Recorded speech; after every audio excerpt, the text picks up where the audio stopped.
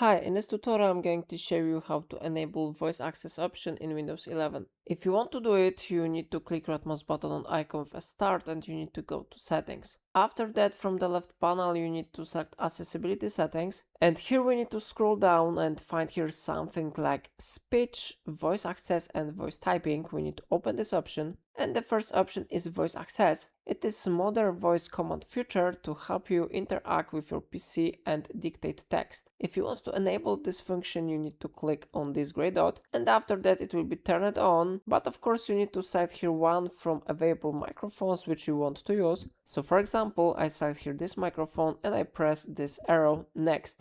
And of course you can easily quit this guide because you don't need it to use the voice access. So how you see it is turn it on, and now you can try to use this function. If I helped you, remember to like this tutorial and subscribe my channel. Please let me know in comment if it's of your problem.